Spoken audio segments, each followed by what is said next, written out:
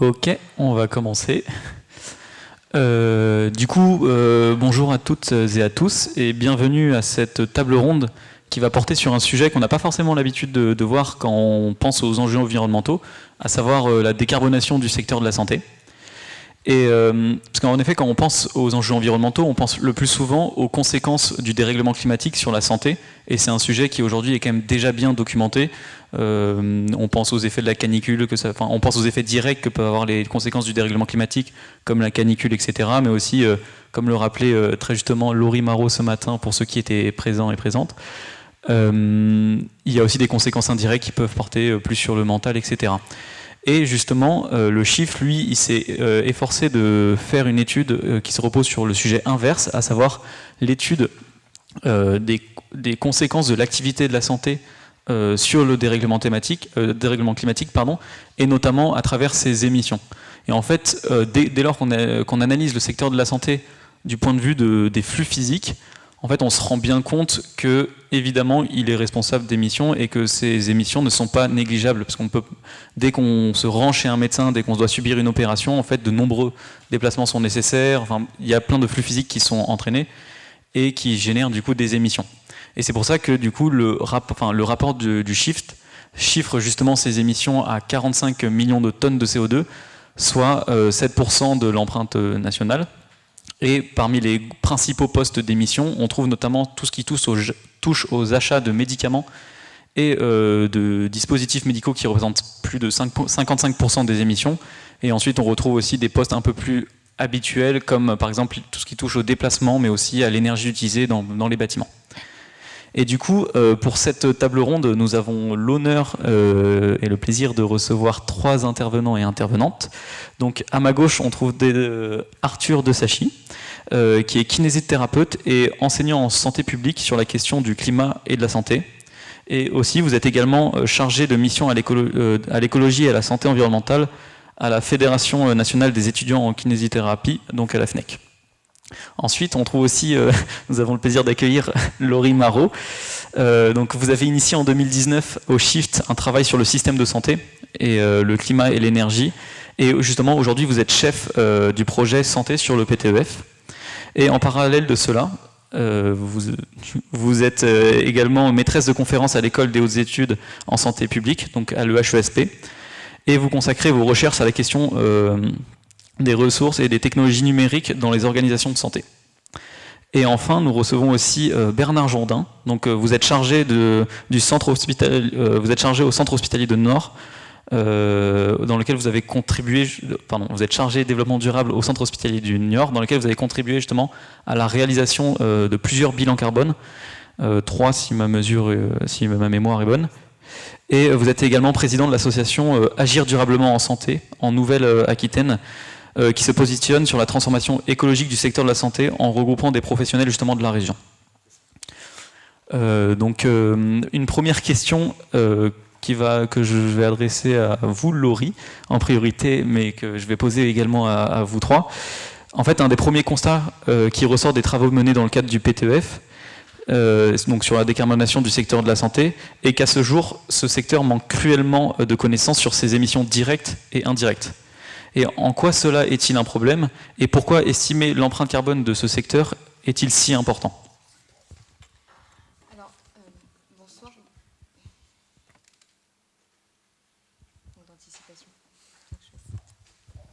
Merci. Bonsoir. Donc on va commencer par... On va se tutoyer déjà comme on le fait tous les jours. Mathis, je pense que ce sera le plus simple. Effectivement, la question du calcul de l'empreinte est une question intéressante en santé parce que c'est une question vraiment invisibilisée. Donc c'est pas un sujet duquel on parle tous les jours. Je pense que Bernard pourra témoigner de ses expériences sur le terrain. Et en fait, nous, quand on a voulu se consacrer à la question de manière un petit peu scientifique et on est allé voir les bilans carbone des établissements de santé, on s'est rendu compte qu'il y avait beaucoup d'informations manquantes, alors que c'est réglementaire. C'est-à-dire qu'aujourd'hui, vous risquez 10 000 € d'amende si vous ne publiez pas votre bilan carbone pour des établissements publics de plus de 250 salariés ou privés de plus de 500, ce qui représente quand même beaucoup de monde. Donc en fait, quand on interroge, nous, on est allé interroger des directions d'hôpital ou des chargés de développement durable.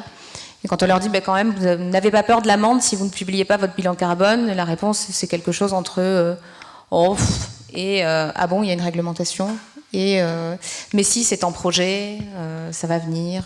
Mais nous, on a une politique plus complète, RSE, on ne se focalise pas sur le bilan carbone, etc., etc. Donc en fait, il n'y a pas de vérification systématique que la réglementation est appliquée. Et en plus, les 10 000 euros d'amende en question, c'est depuis cette année. Les années précédentes, c'était 1 500 euros. Et un bilan carbone pour un CH, on va dire, de plus de 250 personnes, vous êtes vite entre 20 et 30 000 euros, de toute façon. Donc vous avez plutôt intérêt à ne rien faire si vous êtes rationnel et pragmatique. Donc ça, c'est le premier point. Donc on avait récupéré à peu près 17% de bilan carbone sur l'ensemble des établissements. Sur ces 17%, par ailleurs, c'est des bilans de gaz à effet de serre qui sont obligatoires. Donc on demande aux établissements de donner leurs émissions directes. Le scope, ce qu'on appelle le scope 3, donc toutes les émissions indirectes ne sont pas obligatoires. Donc on s'est retrouvé avec beaucoup de bilans carbone qui n'étaient pas complets du tout, puisque je ne sais pas si vous avez été là ce matin, mais les émissions directes ou les émissions liées à la production d'électricité ou d'énergie, c'est-à-dire scope 1 et 2, c'est à peu près 20% de l'empreinte totale. Donc en fait, même quand on est dans la réglementation, on peut facilement passer à côté de 80% de son empreinte carbone quand on est en établissement. Donc la raison pour laquelle c'était important d'aller chercher les vrais bilans carbone des établissements et faire une vraie estimation, c'est déjà avoir une connaissance de la réalité. Pour l'instant, c'est quelque chose qui était totalement flou, notamment aux yeux des décideurs et même des personnes qui sont salariées dans les établissements, alors que dans le même temps, on a des personnes de plus en plus mobilisées et des professionnels de plus en plus conscients du fait qu'il y a peut-être quand même un sujet entre mon activité de soignant ou de professionnel de la santé et les problèmes environnementaux et climatiques. Donc on a une prise de conscience qui s'effectue au sein du secteur de la santé sans réellement avoir les outils pour agir. Donc le bilan carbone, c'est un outil.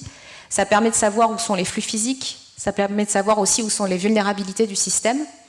Et ça, en fait, tant que ce n'est pas intégré dans l'esprit des gens et tant qu'on n'a pas en face de soi les chiffres et qu'ils ne viennent pas un petit peu nous interpeller, c'est difficile d'en prendre conscience et d'agir. J'ai juste envie de faire un tout petit parallèle avec un laboratoire qui s'appelle l'Océan de Sorbonne Université, qui a fait récemment son bilan carbone dans le cadre d'une association qui s'appelle Labo 1.5. Et donc ils se sont aperçus que les océanographes climatologues du laboratoire consommaient à peu près 9 tonnes équivalent carbone par an, sachant qu'un Français moyen, c'est 11-12. Donc en fait, le climatologue, dans son activité professionnelle exclusivement, consomme déjà quasiment l'intégralité de l'empreinte d'un Français. Et en fait, rien que ça, au sein du laboratoire, ça les a beaucoup surpris. Et eux, en tant que climatologues, ils ne savaient même pas ce qu'ils consommaient en carbone chaque année. Donc en fait, je pense que c'est la même chose, c'est un peu le même mouvement qui peut s'initier au sein du secteur de la santé.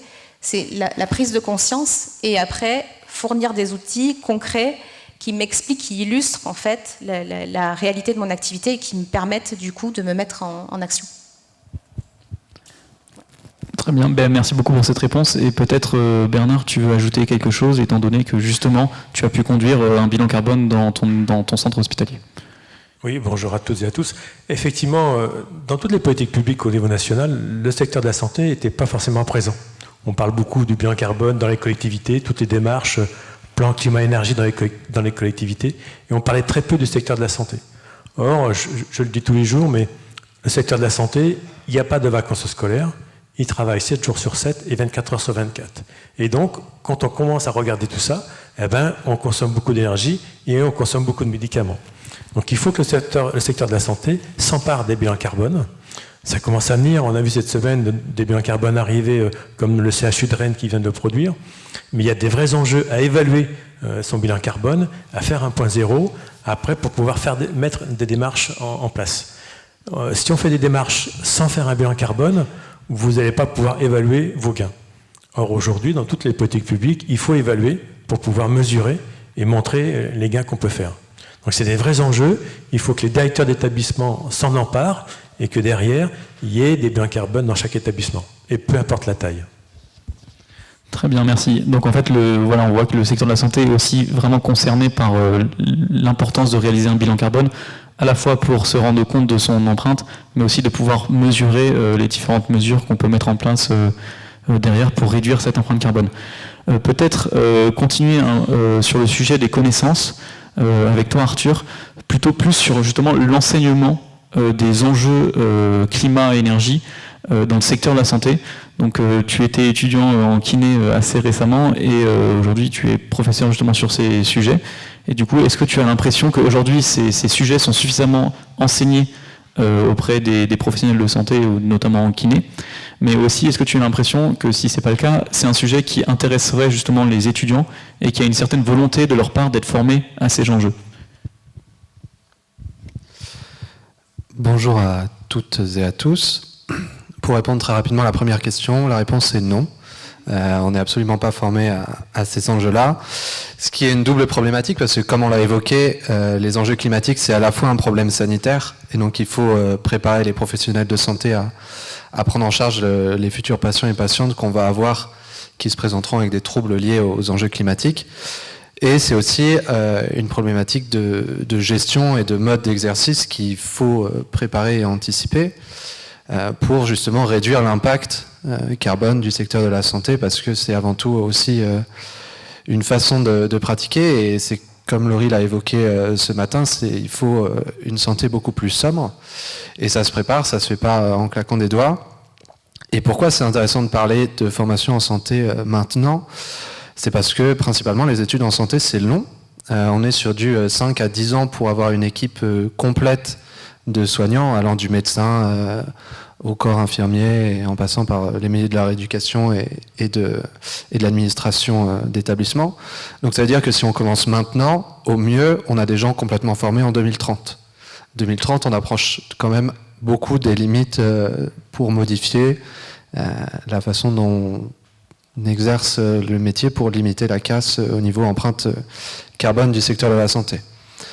Donc, non, les gens ne sont pas formés à l'heure actuelle, ils sont très peu formés, et dans le rapport de santé qu'on a vu, on a les 3/4 des établissements de santé recensés qui n'ont pas de formation aux enjeux climatiques. Donc ça fait quand même très très peu de personnes qui actuellement sont formées. Et là, bien sûr, si on regarde au niveau des freins, on retombe sur les mêmes problématiques que ceux qui... Enfin, si vous étiez présent à la table ronde sur l'enseignement supérieur, c'est les mêmes problématiques. Il faut trouver du temps, il faut trouver des crédits, il faut trouver des gens qui soient prêts à enseigner la thématique. Et c'est assez compliqué parce que on n'a personne actuellement de formé en santé pour enseigner ça, donc il faut aller chercher dans d'autres corps de métier et trouver des liens avec la santé. Mais ce qui est intéressant à voir, c'est que ça évolue. Si on regarde, il y a quelques années, on était beaucoup plus élevé que les 3/4 qui n'avaient pas d'enseignement. Et les choses se mettent en place petit à petit, donc c'est intéressant. Le point négatif, c'est que c'est encore très individualisé, c'est beaucoup d'initiatives locales, de personnes qui ont envie de lancer ça, et du coup c'est fait petit à petit, sans aucune coordination entre les professionnels de santé, sans aucune coordination au sein d'un même cursus. Par exemple, typiquement en kinésithérapie, j'ai monté un cours qui s'est fait à Orléans, je sais qu'il y a un autre cours qui a été fait à Montbéliard, Besançon et Dijon, et on a très peu de... Enfin, on parle grossièrement de la même chose, mais il y a eu assez peu de concertation, et du coup, on a des enseignements divers et variés, et donc les professionnels de santé qui sont formés pas de la même façon. Donc il y a un manque de cadrage national, si on peut dire, sur ces questions-là de formation. Et pour répondre à la deuxième partie, oui, les étudiants et étudiantes ont envie d'être formés parce que, comme beaucoup de jeunes de la société, c'est des personnes qui ont compris que c'est des enjeux urgents à se saisir maintenant, et c'est des personnes qui ont envie de voir cette thématique-là se développer. Et quand je parlais d'initiatives individuelles dans la mise en place de ces cours, en grande majorité, c'est souvent à l'initiative soit de jeunes diplômés, soit d'étudiants et étudiantes encore en cursus qui vont faire du lobbying auprès des administrations pour dire « nous, on veut ça, comment est-ce qu'on trouve du temps et des crédits pour avoir ces cours-là ?» Parce que ça nous intéresse, parce que on trouve qu'on n'est pas assez bien formé et qu'il faut anticiper pour qu'on puisse prendre en charge nos patients et qu'on puisse aussi proposer un mode de soins qui soit plus adapté à ces enjeux climatiques. Donc on n'est pas assez formé, mais on a envie de le devenir, donc c'est plutôt un bon point. Bon, ben, on finit sur une touche, plutôt une bonne nouvelle à la fin. Mais comme tu l'as très justement dit, si on attend que toutes les personnes soient formées, notamment dans le secteur de la santé, on risque d'attendre un petit moment, étant donné que les études sont longues et qu'en plus mettre en place des cours sur ces sujets est un processus qui peut prendre du temps. Et on n'a pas forcément le temps aujourd'hui d'attendre que toutes les personnes soient formées pour prendre le sujet et prendre le sujet. Et du coup, justement, Bernard, tu as initié ce projet de bilan carbone dans ton centre hospitalier avant que ça devienne un sujet qui vient progressivement dans la bouche de tout le monde. Et du coup, est-ce que justement ce manque de connaissances, peut-être de la part des personnes avec qui tu as travaillé ou avec qui tu as dû discuter pour monter ce projet, a été un frein à sa réalisation? Et comment as-tu fait justement pour mobiliser les différentes parties prenantes et les acteurs du projet autour de ce bilan carbone? Moi, j'ai la chance d'avoir un directeur qui a une démarche environnementale très profonde et depuis longtemps. Donc, c'est une chance. Voilà, faut le dire. Tous les directeurs n'ont pas ce regard posé. Et il a même fait une petite formation sur le bilan carbone pour comprendre. Donc, vous voyez déjà. Donc, je pense que dans le paysage national, il doit être tout seul ou pas loin. Donc, on a convenu en 2009 de se dire, avant de lancer le bilan carbone et la démarche complète de développement durable sur l'hôpital, on va acculturer la direction générale à ce qu'est un bilan carbone et qu'est-ce que c'est qu'une démarche de développement durable dans un établissement de santé. Je crois qu'il faut commencer par là et vous allez gagner du temps. Parce qu'après, les parties prenantes pour faire le bilan carbone dans un établissement, c'est ceux qui détiennent l'information. C'est-à-dire que vous avez le directeur des achats, directeur informatique, directeur du personnel. Donc, si vous ne faites pas une culture générale du développement durable et du bilan carbone, à chaque fois que vous allez rencontrer quelqu'un, à chaque fois, il va falloir leur remettre le couvert et réexpliquer. Et quand vous avez un directeur qui porte le message, après, quand vous allez rencontrer tous les directeurs adjoints, c'est beaucoup plus facile que si c'est simplement moi qui viens leur titiller en disant « j'ai besoin des données ». Donc là, la porte est ouverte et après, on va rencontrer tous les gens, toutes les parties prenantes au sein de l'établissement qui ont de la donnée. Les consommations d'énergie, les achats, la pharmacie, les dispositifs médicaux, tout ça.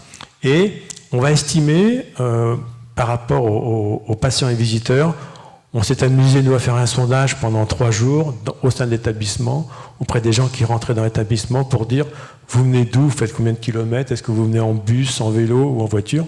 C'est ce qui a permis d'estimer le nombre de kilomètres parcourus par les visiteurs et les patients. En résultat, en 2009, le CH de New York, qui est à peu près 3400 salariés, émet 44 000 tonnes de CO2. Voilà.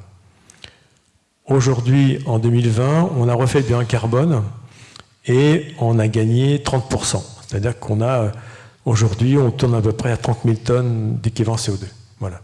Donc, et le gain principal, il est fait d'une part par des plans d'action qu'on a mis en place, surtout aussi par le fait qu'on avait une chaudière gaz qu'on a changée en chaudière bois. Voilà. Et donc là, on a baissé énormément nos émissions. Aujourd'hui, le directeur souhaite qu'on continue à mettre en place des plans d'action et que chaque année, on calcule notre bilan carbone pour connaître nos émissions. Donc il va falloir qu'on trouve les moyens pour réactualiser chaque année notre bilan carbone, sans avoir à remettre à chaque fois tous les calculs avec un cabinet extérieur. Il va falloir qu'on regarde comment on peut faire. Excusez-moi, juste une question. Il y a eu 2 confinements en 2020, vous les avez intégrés dans vos calculs? Comment? Il y a eu 2 confinements en 2020, donc l'activité hospitalière a fortement baissé avec des disparités, ça a été intégré dans vos calculs? Alors quand on fait un bilan carbone en 2020, il est sur l'année précédente pour avoir une année complète. Voilà. Ce que je peux vous dire par rapport à la crise Covid, l'établissement, on a continué à le chauffer comme d'habitude. Je veux dire qu'il y a eu un peu moins de déplacements de patients visiteurs. Et donc on verra l'année prochaine comment ça se passe. Mais je veux bien compléter ce que vient de dire Bernard, parce que nous on a interrogé dans le cadre d'une étude, on est allé voir donc les directions développement durable, etc. Et on constate quand même qu'il y a une partie des interlocuteurs qui connaissent pas le sujet, connaissent pas bien. Et alors même des directions de grands groupements hospitaliers qui vont dire oui le scope 3 déjà, voilà. Donc on n'est pas déjà extrêmement à l'aise sur ce que c'est qu'un bilan carbone, ce que ça contient et qu'est-ce qu'on est en mesure d'en faire. Et donc d'avoir un directeur qui est formé au sujet, c'est très rare et c'est plutôt une exception et c'est vraiment une aide très très forte parce que quand on a la direction avec nous à l'hôpital, on a quand même une grosse partie du boulot qui est déjà faite pour mener un projet, quoi. Parallèlement à ça, j'ai eu l'impression qu'il y avait quand même la contrainte économique qui revenait régulièrement comme étant un obstacle éventuel, donc dans les entretiens qu'on a pu mener. avec des réponses du style j'ai déjà pas les moyens de mettre mon hôpital en conformité pour un certain nombre de risques. Qu'est-ce que vous voulez que je m'occupe de changer les gobelets en plastique par des gobelets en carton, quoi. Enfin, je caricature, mais c'est un peu l'idée qu'il y a derrière ça. Et par ailleurs, c'est pas forcément vu comme quelque chose qui va leur apporter un bénéfice immédiat. Vous savez qu'aujourd'hui, il y a le palmarès là, qui vient de sortir, je sais pas, dans Le Point ou je ne sais où, des hôpitaux.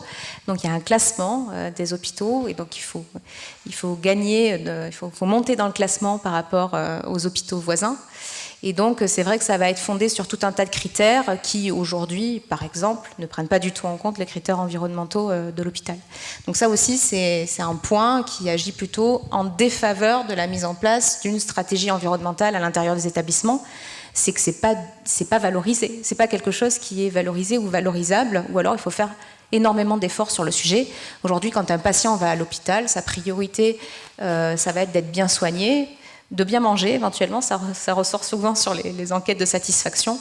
Mais c'est vrai que la première chose qui nous vient à l'esprit, c'est pas de nous poser la question de savoir si les dispositifs médicaux qu'on utilise pour notre chirurgie sont recyclables ou pas. Voilà. Non, c'est très bien. Ok, du coup, merci beaucoup. Et juste pour peut-être revenir, parce que Bernard, tu as commencé à parler justement du plan d'action. Et d'abord, au CH de Niort, vous êtes concentré sur le moyen de production d'énergie pour réduire ce poste. Mais déjà, une première question, c'est est-ce que à l'échelle d'un centre hospitalier, vous retrouvez déjà les mêmes constats que le Shift, à savoir que dans son rapport sur la décarbonation du secteur de la santé, le Shift met en avant l'importance des émissions associées aux achats de médicaments et de dispositifs médicaux dans les émissions globales du secteur de la santé. Et justement, est-ce que dans votre stratégie, vous cherchez plutôt à vous concentrer sur ces postes qui sont les postes les plus émetteurs, ou est-ce qu'en priorité, vous vous concentrez sur des postes un peu plus évidents, dont le potentiel de réduction est peut-être un peu plus faible, mais qui sont plus rapides à mettre en place et dont l'acceptation est certainement plus importante? Alors, on se concentre sur les postes sur lesquels on peut agir. Et les médicaments, on ne peut pas agir. C'est-à-dire que vous avez affaire à des grandes entreprises de médicaments, et aujourd'hui, je pense qu'on n'a pas les données pour pouvoir agir.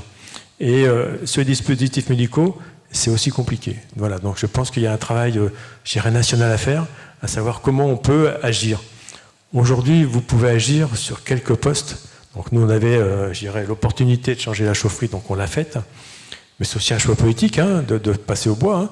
C'est-à-dire qu'aujourd'hui, je donne un exemple, quand on est en hiver et qu'on est en période de chauffe, on consomme un semis de 20 tonnes par jour. Donc vous voyez, 20 tonnes de bois par jour.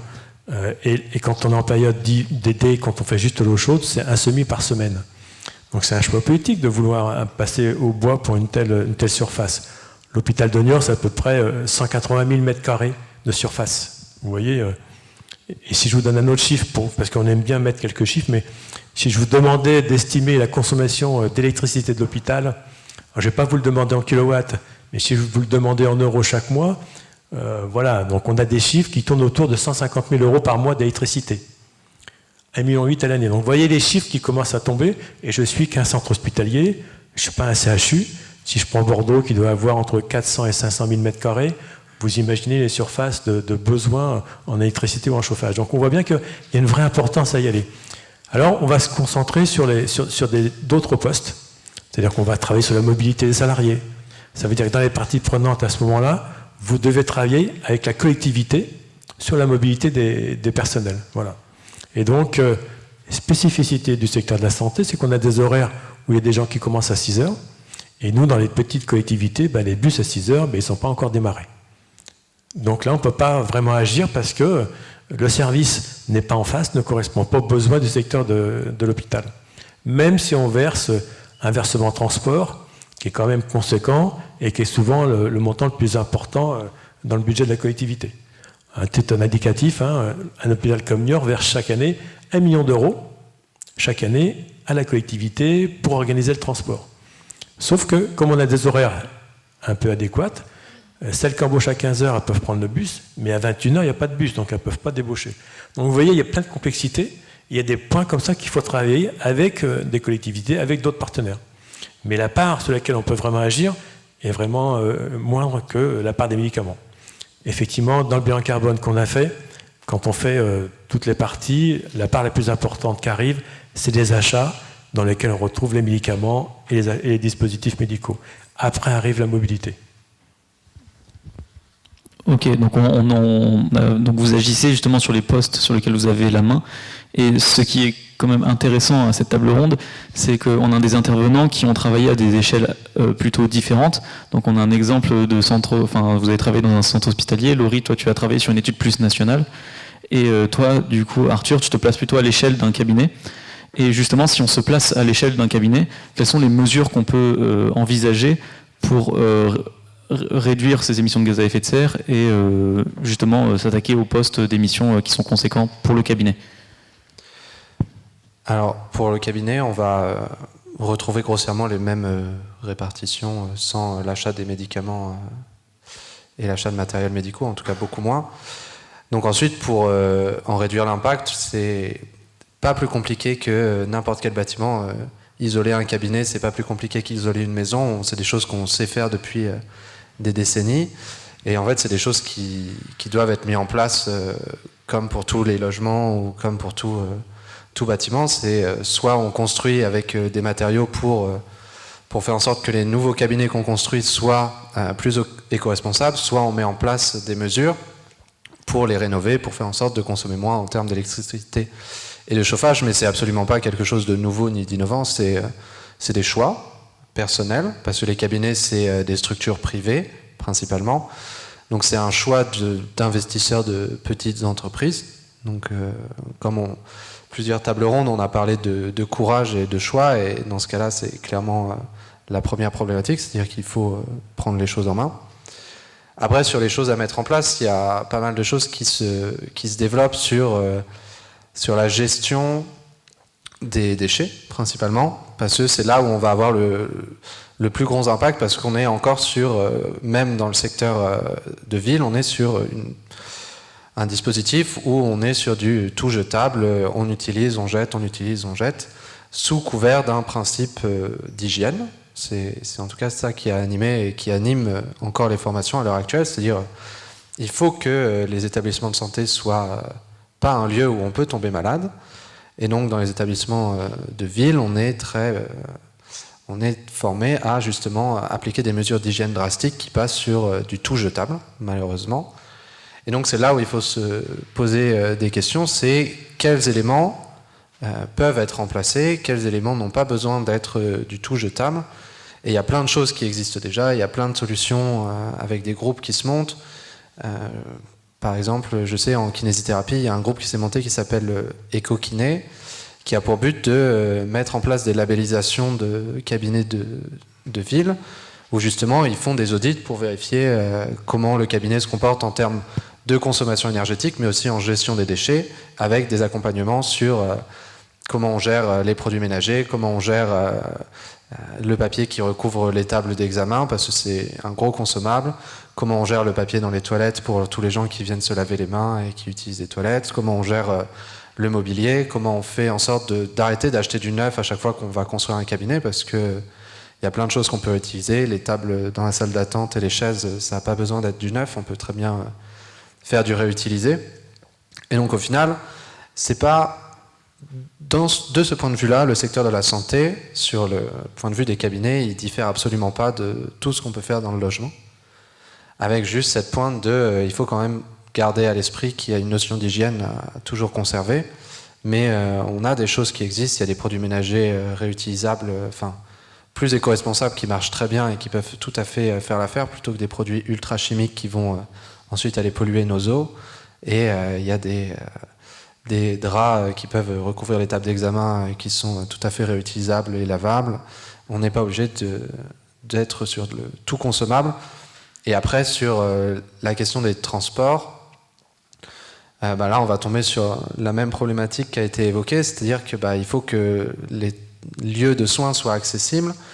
En général, c'est des lieux qui sont ouverts tôt, ouverts tard, pour que les gens qui sont en activité professionnelle puissent avoir accès aux soins en dehors de leur activité professionnelle. Donc c'est souvent des lieux qui ferment jusqu'à 20h, 21h, et donc dans certaines communes, il n'y a pas forcément de transport en commun à ces heures-là, ou en tout cas beaucoup moins régulièrement. Donc là, comme ça a été évoqué, il faut voir avec les collectivités pour déployer un meilleur réseau de transport. Et ensuite, il y a aussi, je pense, toute une partie intéressante sur la coordination ville-hôpital et entre professionnels de santé pour éviter les allers-retours incessants des patients qui va une fois chez le médecin généraliste, puis ensuite qui va chez le kiné, puis ensuite qui va voir un spécialiste, puis ensuite qui va à l'hôpital, puis qui revient voir le médecin généraliste avec les résultats, puis qui retourne chez le kiné avec d'autres résultats. Je pense qu'il y a quelque chose à faire dans la coordination et dans du coup le mode d'exercice, et on rejoint un peu cette idée de sobriété dans la santé. Je pense qu'il y a quelque chose à faire aussi sur la mobilité des patients pour éviter les flux incessants de personnes qui peuvent être restructurés pour justement limiter cette empreinte climatique liée au déplacement. Ok, très bien. Donc finalement, en fait, tu veux ajouter quelque chose, Laurie ? J'ai un point sur les parties prenantes. On a parlé des directions ou des cabinets privés. À l'intérieur des établissements aussi, les parties prenantes, ça va être les médecins, les infirmières, c'est-à-dire les personnes qui vont mettre en œuvre certaines démarches de développement durable. Alors là, il peut y avoir des tensions un petit peu organisationnelles, paradoxales, qui se mettent en œuvre. C'est-à-dire qu'on va avoir des gens qui vont quand même plutôt être enclins à participer à ce type de projet. C'est quand même beaucoup plus stimulant à l'intérieur d'un hôpital de faire du développement durable que de participer à un projet de retour à l'équilibre. Au niveau financier, par exemple, c'est plus sympathique comme projet. Pour autant, la mise en œuvre n'est pas forcément évidente. Moi, j'ai le témoignage du directeur de CH2 Moulins qui nous a expliqué qu'il a mis 2 ans à supprimer les bouteilles en plastique des services, alors qu'il y avait des fontaines à eau, alors qu'il y avait des carafes, alors qu'il y avait tout d'installé. Pas totalement, pourtant... Bon, c'est pas ce qu'il nous dit, mais effectivement, c'est difficile parce qu'en fait, il y a tout un tas de pratiques médicales, de routines d'usage, etc., associées à la bouteille en plastique.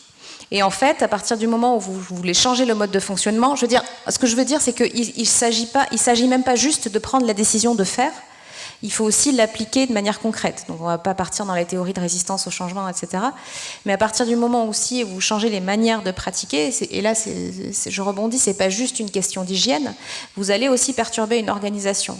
Si vous voulez passer de l'eau en bouteille à l'eau en carafe, il faut des gens qui amènent les carafes, les remplissent, les ramènent, les lavent, les mettent de côté, les transportent d'une chambre de patient à une autre, etc., etc. Une bouteille d'eau, ça se prend, ça se met dans la poche, ça se jette. C'est pas du tout la même organisation. Et donc au final, sur un truc aussi anodin que des bouteilles d'eau, vous pouvez mettre 2 ans à mettre en place une démarche, parce qu'il va y avoir comme ça des petites crispations, des tensions qui vont se mettre en œuvre. Voilà, donc il ne faut pas oublier que les organisations de santé, c'est quand même majoritairement des organisations humaines. Vous avez déjà des professions qui... Enfin, c'est pas des professions faciles, voilà. Il y a beaucoup de contraintes. Et quelque part, la démarche de développement durable, il faut réussir à embarquer l'ensemble des salariés avec vous, même une fois que vous avez l'appui de la direction. Il y a énormément de parties prenantes qui peuvent participer au projet. Ça peut être des très beaux projets, mais ça ne va pas forcément de soi. D'une manière générale, la contrainte environnementale est une contrainte. Voilà. Donc il y a forcément des choses qui vont perturber les individus dans leur façon de fonctionner, dans la façon de fonctionner de l'organisation, etc. Donc ça, c'est un point aussi qui n'est pas forcément mis en avant tout le temps, parce qu'on a tendance à dire que parce que c'est green et éco-friendly, tout le monde va s'y mettre facilement. Mais en fait, la mobilité, prendre le bus à 6h du matin, c'est peut-être pas une facilité pour tout le monde, quoi. Voilà. Donc c'est pas des choses qui vont forcément de soi. Et les parties prenantes, c'est aussi les gens qui vont mettre ça en place. Et par ailleurs, l'écologie dans les hôpitaux, elle a aussi émergé par les blocs, la conception des éco-blocs, parce que les chirurgiens, les infirmières, les anesthésistes, etc., voyaient les quantités de déchets qu'ils généraient à l'intérieur des blocs, voyaient les quantités de gaz qu'ils utilisaient à l'intérieur des blocs, et le fait de voir les conséquences de ces actions, leur donner l'envie d'agir, donc pouvoir voir, quantifier, etc. Et pour autant, je ne sais pas si vous étiez là ce matin, dans le bilan carbone, ça représente moins de 1,5% du total de l'empreinte. Mais ça se voit, donc ça permet de mettre en marche la machine. Donc qu'importe la porte d'entrée, après, c'est pas grave. Et voilà, ça permet aux gens de se mettre un peu en marche. Donc il y a encore 98,5% de travail qui est pas achevée. Et pour cette partie-là, on aura aussi besoin d'embarquer nombre de parties prenantes. Très bien. Et j'aimerais continuer avec toi justement, puisque tu parlais de choses qui ne vont pas forcément de soi. Et justement, dans le rapport sur la décarbonation du secteur de la santé, le Shift insiste sur la nécessité justement de développer la sobriété en santé. Et ça, il me semble que c'est pas quelque chose qui semble aller de soi dans ce secteur. Donc, est-ce que tu pourrais revenir sur déjà la définition que tu donnerais à la sobriété en santé ? Bon, bon courage. Et justement, comment faire accepter et préparer les citoyens et les différentes parties prenantes à l'idée de cette sobriété en santé ? Alors ça, tu peux répondre à la deuxième partie de la question si la première... C'était pas prévu, ça. Alors du coup, si je devais improviser une définition de la sobriété en santé, ça serait probablement construire un système de santé qui permette les conditions de maintien de l'individu en bonne santé en ayant le moins souvent possible recours à la production et à la livraison de soins. Donc là, on commence un débat qui est un peu épineux, qui est celui de quelle est la quantité de soins nécessaires. Alors quand vous regardez les études, vous voyez que quand même l'offre de soins, c'est 20% de ce qui détermine notre santé. 80%, ça va être l'environnement, le comportement, l'environnement la catégorie socio-économique, etc. Donc ça va être finalement des choses qui ne vont pas forcément directement dépendre de l'accès à un service de santé de pointe, etc. Mais bien évidemment, on ne peut pas revenir en arrière sur le fait de garantir aux individus l'accès à une offre de soins. Donc en fait, il n'y a pas d'autre solution à un moment donné que de se poser la question de la demande. Alors quand on a présenté le rapport intermédiaire, Agnès Buzyn était présente et elle nous a dit vous voulez faire de la prévention, c'est très bien, mais sachez que tous les ministres de la Santé sont les ministres de la prévention. Voilà. Or, aujourd'hui, on est à 2-3% du budget de la sécurité sociale qui est consacré à la prévention. On a 3 fois moins de budget pour la prévention que pour la gestion en sécu. Donc toute la gestion administrative, c'est 3 fois plus de budget que la prévention. Et en fait, c'est très compliqué d'intégrer les politiques de prévention dans notre système de santé actuel, dans le système de financement de la sécurité sociale aussi. On est payé à la maladie, en fait, aujourd'hui, dans le système de sécurité sociale. Le remboursement, la tarification à l'acte, ce sont des actes médicaux qu'on va vous rembourser. Et donc, par exemple, le fait de passer du temps avec un individu pour lui expliquer des mesures de prévention, c'est des choses qui sont pas forcément valorisées. L'exercice coordonné, c'est quelque chose qui n'est pas forcément valorisé. Donc aujourd'hui, avec l'article 51, on teste de nouvelles modalités de financement. Mais c'est vrai que on va dire que la tarification à l'acte va plutôt amener les professionnels à faire plus d'actes et les hôpitaux à faire plus d'actes pour avoir un meilleur financement. Et donc ça ne va pas forcément dans le sens de la prévention et de la sobriété. Donc en fait, il faut essayer de réorienter le système pour inciter à faire de la prévention de tous les côtés, du côté des individus et du côté du personnel soignant. Et du côté des individus, en fait, quand on commence à y réfléchir, on s'aperçoit que ce n'est pas le sujet du secteur de la santé non plus. Parce que ça va être, enfin, pas que en tout cas, ça va être des politiques transsectorielles qui vont être efficaces, parce que ça va être une alimentation moins carnée, plus de mobilité, pas de, je sais pas, enfin, éviter les comportements à risque, les addictologies, etc., etc. Et donc ça, en fait, c'est pas forcément uniquement lié à la santé. Donc voilà, la complexité, elle se situe là pour la sobriété en santé. J'ai le droit d'intervenir. C'est juste par rapport aux freins du financement. Il y a aussi je pense, aux négociations CEPOM qui ne prennent pas en compte du tout la dimension environnementale. Et s'il y a des initiatives qui sont faites, je travaille dans le secteur des EHPAD, et on va vous dire, les directeurs d'EHPAD qui veulent mettre en place des choses, et on dit, vous faites sur le prix hébergement, ça ne va pas être le prix soins, le prix dépendance. Vous vous débrouillez, ce qui va faire que le prix de journée va augmenter. Et du coup, ça va rejaillir sur le résident.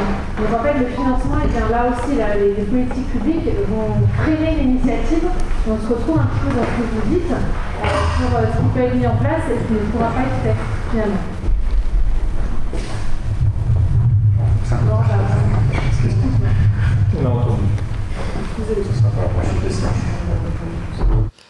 Pour appuyer ce que dit Laurie, c'est là tout l'intérêt aussi de repenser la formation dans les études de santé, parce que si on forme des personnes à travailler sur un mode de tarification à l'acte, si on forme des personnes à travailler sur un mode curatif plutôt que préventif, eh ben on risque pas de faire évoluer le système. En tout cas, ça va être beaucoup plus compliqué. Et donc, c'est tout l'enjeu de repenser les formations en santé pour justement prendre ce virage préventif et mettre en avant la prévention au cœur de nos systèmes de santé pour qu'on ait des professionnels de santé qui aient en tout cas une envie de pratiquer de cette forme de soins plus que à réaction face aux maladies. Et donc, c'est tout l'enjeu qu'on va avoir dans les prochaines années de restructurer nos formations pour que, justement, on passe sur ce virage préventif. Et donc, c'était une très bonne transition, puisqu'on peut passer justement aux questions, si vous en avez. Bonjour à toutes et tous. Je m'appelle Antoine, je suis pharmacien. J'ai une question, est-ce qu'il y a d'autres pharmaciens dans la salle ? Alors, je vends de la pétrochimie tous les jours. Et plus les gens sont malades, plus je gagne ma vie. Et pour citer mon comptable, Monsieur Priou, économiquement, la prévention, c'est pour les cons. Et il a tout à fait raison. Et c'est là où est le plus gros problème. Alors, il y a des résistants qui se structurent pour faire évoluer le système de santé, notamment à travers un mouvement qui s'appelle les équipes de soins coordonnés, qui portait à une époque le nom de Fédération française des maisons et pôles de santé, où grosso modo, on a des professionnels de différentes professions, donc infirmiers, médecins, kinés, pharmaciens, qui travaillent ensemble à porter un projet de santé territorial où l'objectif est de maintenir en bonne santé les gens. Et cette question du maintien en bonne santé, finalement, c'est effectivement le meilleur moyen de décarboner. Parce que si j'ai pas besoin de prendre tel ou tel médoc, j'ai pas besoin de bouffer telle ou telle pétrochimie. Donc ma question était pour Arthur, c'est est-ce que vous connaissez le concept d'équipe de soins coordonnés, le concept de société interprofessionnelle de soins ambulatoires, les outils numériques qu'ils utilisent, les bases de données sur lesquelles on appuie l'évaluation de nos pratiques professionnelles, pluriprofessionnelles, et si c'est des choses qui sont intégrées peut-être dans une vision de vos formations, est-ce que vous passez aussi des messages sur comment le pluripro pourrait demain apporter quelque chose à la question de la décarbonation du système de santé? Merci. Je ne vais pas pouvoir répondre pour toutes les professions de santé. Je ne connais pas toutes les maquettes, malheureusement. En tout cas, le côté pluripro et tous les organismes pluriprofessionnels, notamment le CPTS, les collectivités professionnelles territoriales de santé, commencent à se développer. Une des problématiques qu'on a eues ces dernières années, c'est qu'il y avait toujours un côté très paternaliste des médecins, où nous, donc là c'est l'avis d'un kinésithérapeute, profession de rééducation, on était très souvent mis à l'écart, parce que pas profession de santé, pas profession médicale et encore moins médecin. Et donc du coup, c'est des choses qui ont très peu été abordées ces dernières années sur la coopération interpro, et je pense que ça a pêché beaucoup dans l'empreinte écologique et de façon plus globale dans la prise en charge de nos patients. Mais c'est des choses qui se développent. C'est des choses qui se développent de plus en plus, où on le voit notamment, il y a quelques années, a été lancé le service sanitaire, qui est donc du coup un programme à destination des étudiants et des étudiantes pour monter un projet de santé publique au niveau du territoire, qui est construit avec toutes les formations de santé présentes sur le territoire. Dans la réalisation, c'est encore un peu compliqué, mais sur le papier, c'est un très beau projet qui a pour but de tendre vers cette meilleure collaboration et justement pour tendre sur une meilleure prise en charge de ces patients pour, comme vous l'avez évoqué, ne pas avoir à les soigner et faire en sorte qu'ils ne tombent pas malades, parce que c'est aussi la vocation du secteur de la santé. Est-ce que j'ai répondu à la question ? Bonjour, moi je suis médecin urgentiste. Petite question sur est-ce que vous arrivez à chiffrer justement les conséquences un petit peu de l'hospitalocentrisme et de la tarification à l'acte? On sait que les passages aux urgences ont augmenté de 100% en 20 ans à peu près. On sait que les urgences absolues, elles, n'ont pas augmenté d'autant. Donc il y a un bascule de la médecine de ville vers l'hôpital, avec tout l'attirail technologique qui va avec nécessairement et qui est plus facilement mobilisé. Et est-ce que vous arrivez à chiffrer ça et à chiffrer l'impact qu'aurait une réorientation vers la médecine de ville et la sortie de ces tarifications à l'acte pour d'autres modèles de financement qui sont effectivement très incitatifs à la consommation de soins et à la consommation de soins techniques et qui probablement éloignent aussi de la prévention, parce qu'on sait que les médecins généralistes en ville sont probablement bien plus à même de faire de la prévention que les médecins urgentistes, par exemple, à l'hôpital, qui vont recevoir des patients qui devraient être vus en médecine générale. Probablement un tiers des patients aux urgences pourraient être pris en charge en ville. Et est-ce que vous arrivez à incorporer ça dans vos modèles et des réflexions sur d'autres modalités de tarification ? Alors, au niveau de la comparaison, normalement, pour comparer, il faut comparer avec quelque chose d'autre. Donc, il nous aurait fallu des données, notamment éventuellement les bilans carbone déjà des établissements il y a 20 ou 30 ans. Donc ça, on pourra pas faire de comparaison sur ça. Donc, on peut faire des comparaisons chiffrées. Mais dans le cadre en fait du PTEF, ce qui nous intéresse, c'est de regarder les flux d'énergie, de matière, etc. Donc je ne sais pas si on fera la comparaison chiffrée, de savoir. En fait, la question c'était par rapport au nombre de. Ouais. Oui.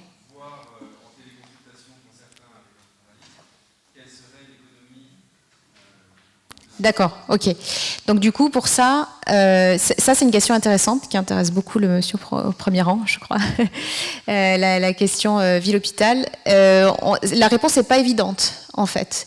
C'est comme le soin à domicile. Hein. La réponse n'est pas évidente. Est-ce qu'il vaut mieux soigner les gens à domicile ou rester à l'hôpital? Je pense que ça va dépendre de beaucoup de circonstances et de conditions.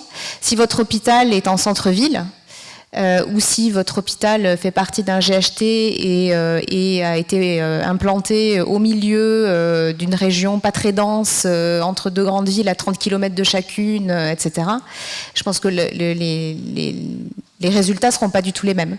Donc il faudrait regarder, en ayant des études de cas particulières, ce qu'on n'a pas fait dans le rapport présent, quelles sont les situations où on a un vrai avantage à passer sur de la médecine de ville de manière, on va dire, massive, et des situations où c'est peut-être pas tellement le cas. En fait, je n'aurais pas d'a priori sur ça en termes d'évaluation carbone, parce qu'en fait, je pense que c'est au cas par cas. Par contre, sur le suivi des patients et la prévention, là, on a quand même en santé publique, donc je n'ai pas de référence précise en tête, mais elles existent puisque j'en ai déjà lu, sur le fait que l'exercice coordonné pour le patient, le suivi, la prévention, etc., au global, c'est meilleur pour le patient lui-même et c'est meilleur aussi pour le système de santé parce que ça évite un certain nombre de coûts. Alors c'est peut-être pas meilleur pour le système de retraite parce que du coup il vit beaucoup plus longtemps, mais ça c'est un autre sujet. Donc si on regarde du point de vue du patient, l'exercice coordonné de ville est bénéfique pour l'individu et le système, c'est ce que tu disais Arthur, et pour notre système préventif. Si on regarde en termes de prise en charge, je crois qu'il faut faire du cas par cas, mais en fait comme on est dans une logique systémique, et que ce qu'on veut, c'est d'avoir des patients qui tombent moins malades, au final, on va certainement favoriser un exercice coordonné de ville et garder à l'hôpital, où il y a des plateaux techniques spécialisés, etc., une population spécifique qui a vraiment besoin d'être soignée à l'hôpital, sachant qu'aujourd'hui, il y a quand même 11 millions d'hospitalisations par an, il me semble. Donc c'est beaucoup, et il y a peut-être une partie de ces hospitalisations, effectivement, qui pourraient être déportées ailleurs.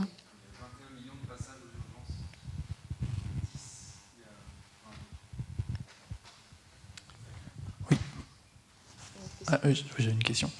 Bonjour Xavier, moi je suis pas du tout professionnel de santé, je suis ingénieur et il y a un point qui m'a étonné, c'est si j'ai bien compris, les médicaments c'est un gros morceau. Or, pour moi, un médicament, c'est quelques grammes, donc c'est des flux de matière extrêmement petits. Donc, comment des flux de matière aussi petits peuvent émettre autant de CO2 ? Tu veux répondre, Mathis ? C'est essentiellement la production. En fait, c'est complexe à produire. Vous avez des chaînes d'approvisionnement qui sont très complexes. Là, les molécules actives sont complexes à synthétiser. Et après, vous avez des compositions. Donc en plus, vous avez une spécialiste derrière vous, je pense, sur la chimie des médicaments. Peut-être que vous avez des renseignements précis. Après, c'est vrai que c'est pas tellement les transports qui vont représenter la majorité de l'empreinte. C'est vraiment au niveau de la production. Par contre, quand on s'attaque à la production des médicaments, on en parlait tout à l'heure, des boîtes noires du numérique à la table ronde du numérique. Là, c'est pareil, on s'attaque un peu à des boîtes noires. On n'a pas des chiffres précis, donc on fait des équivalences avec des chiffres d'affaires et des facteurs d'émission moyens. Mais en fait, oui, c'est simplement sur la complexité de production. Et comme c'est en grande partie délocalisé, voilà, c'est fait avec des énergies qui sont fossiles en général. Et par ailleurs, vous pouvez aussi avoir des médicaments qui voyagent beaucoup pour vérification, voilà, si vous avez besoin de faire des compositions spécifiques. Donc les médicaments ne sont pas vérifiés au même endroit où ils sont produits, etc. Donc un médicament peut beaucoup voyager avant d'arriver à sa destination finale. Je me permets juste d'ajouter quelque chose, parce que j'ai aussi travaillé sur le bilan carbone du secteur de la santé avec le Shift. Déjà, en fait, pour chaque médicament, il y a quand même beaucoup d'émissions associées à la recherche et développement pour chaque molécule. Donc même si c'est qu'une petite molécule derrière, en fait, ça peut avoir donné lieu à une énorme quantité d'essais et de recherches derrière. Et en fait, si on ramène à la molécule au simple médicament, en fait, oui, l'émission est très faible, mais aussi c'est parce que les montants et le volume de médicaments consommés, notamment en France, est en fait est tellement important que finalement, ça augmente. Et du coup, on va prendre une dernière question et peut-être une dernière après, mais pour finir à l'heure à 19h.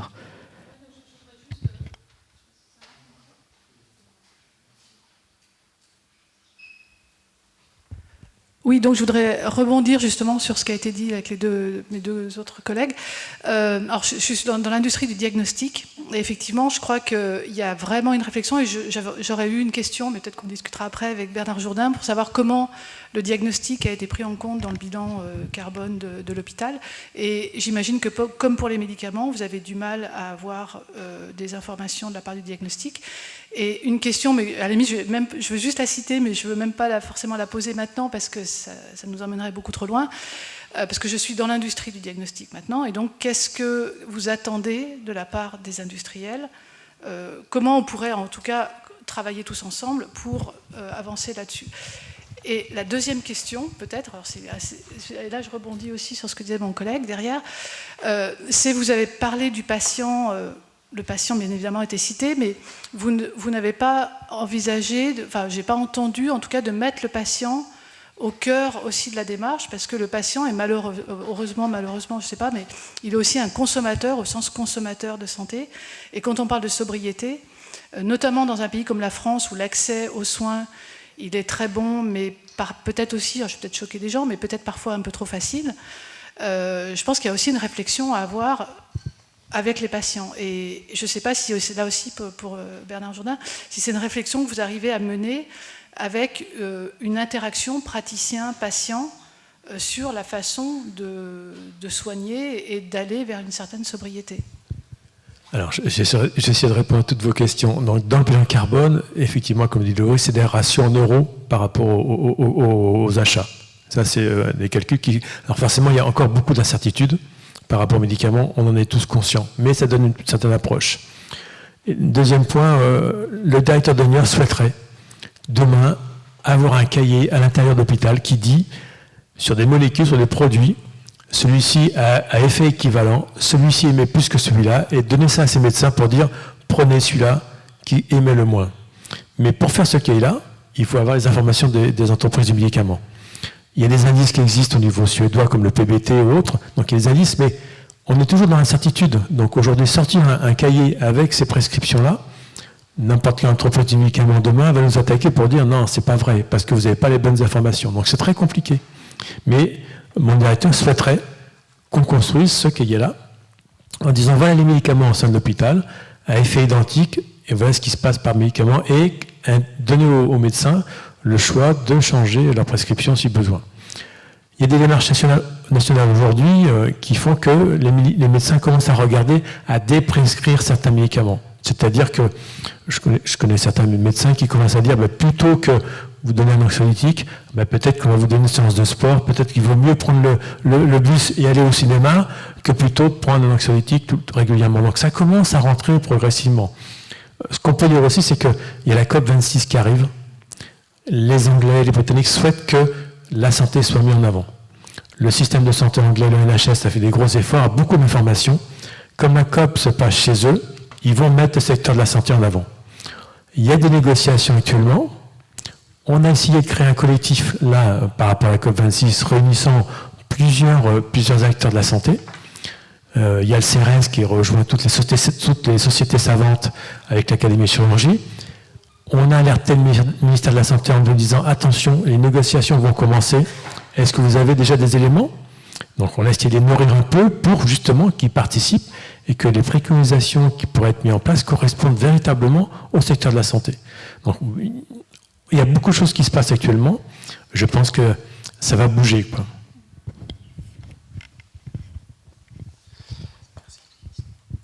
Ok, alors très rapidement, parce qu'on me dit qu'on a terminé, je voudrais juste revenir sur ce que vous avez évoqué sur la responsabilité des patients et patientes dans la consommation de soins. Je pense que, je suis d'accord avec vous, je pense qu'il y a un gros travail d'autonomisation à faire au niveau des patients, de ce côté-là. Et pour illustrer mon propos, j'aimerais juste présenter un exemple très personnel. L'année dernière, j'avais 2 modalités d'exercice. Je travaillais à domicile avec des patients que je voyais très régulièrement. Et à côté de ça, je travaillais de façon bénévole avec la PAS, qui est la permanence d'accès aux soins de santé, où on prodiguait des soins de rééducation bénévole aux personnes sans papier et SDF. Et donc d'un côté, j'avais une activité où je voyais les gens très régulièrement, parce qu'en rééducation, c'est comme ça qu'on a été formé, donc je voyais des gens 2 à 3 fois par semaine, donc avec une grosse consommation d'offres de soins. Et à côté de ça, par des question logistique, au niveau de la PAS, j'y étais présent une demi-journée par semaine. Et au niveau de l'offre, je voyais les gens réellement 1 à 2 fois par semaine. Enfin, je les voyais plutôt 1 fois toutes les 2 semaines, ces personnes-là. Et donc en fait, je soignais des gens que je voyais très régulièrement, et en même temps, je soignais des gens que je voyais beaucoup moins régulièrement. Et de façon très empirique, j'avais grossièrement les mêmes résultats avec les 2 populations. Donc je pense qu'il y a quelque chose à faire pour autonomiser le patient, mais c'est quelque chose qu'il faut faire aussi du côté des professionnels de santé pour repenser la façon dont on travaille et essayer de remettre le patient au cœur du soin et de lui faire comprendre que les gens n'ont pas forcément besoin d'aller voir le médecin toutes les semaines pour aller bien, qu'ils n'ont pas forcément besoin d'aller voir un kiné, un psychomote, un ergo 3 fois par semaine pour aller bien, et qu'il y a des choses qu'ils peuvent faire de même parce que les gens sont compétents et que si ça a été bien expliqué au début, les gens sont tout à fait capables de se soigner par eux-mêmes, entre guillemets. Et donc du coup, de les rendre autonomes, ça va réduire cette demande d'offres de soins et donc un peu l'empreinte du secteur de façon globale. Non, je pense qu'on va s'arrêter là. Tu veux dire le mot de fin ? C'est juste un chiffre. En France, 90% des consultations finissent par une prescription médicamenteuse. Aux Pays-Bas, c'est 45%. Et par ailleurs, ils vont 2 fois moins souvent chez le médecin que nous. Et on est les champions, toutes catégories confondues, de la prescription médicamenteuse en France. Donc, il se passe quelque chose. On peut peut-être agir sur le sujet. Et par ailleurs, tout à l'heure, j'ai dit, des fois, le patient, il va faire passer problématique de santé avant la problématique environnementale. Et l'enjeu, du côté du consommateur, de l'usager, on parle aujourd'hui d'usager du système de santé, c'est peut-être de comprendre que la question environnementale est une question de santé. Ça, aujourd'hui, les scientifiques, il y a un consensus scientifique qui est très clair. Le Lancet, ça fait déjà 15 ans qu'il a titré le plus grand problème de santé publique du 21e siècle, ça sera le changement climatique. Hier, il y avait le Lancet Public Health qui publiait encore, la première phrase, c'était les conséquences catastrophiques du changement climatique sur la santé. Quand des scientifiques emploient le mot catastrophique, en général, c'est qu'il faut commencer à écouter. Et donc aujourd'hui, voilà, on a des leviers d'action. Et là, je pense que pour revenir sur la question des politiques, de faire comprendre que la question environnementale est une question de santé, c'est un levier fort auprès des professionnels dont beaucoup l'ont déjà compris et des usagers du système.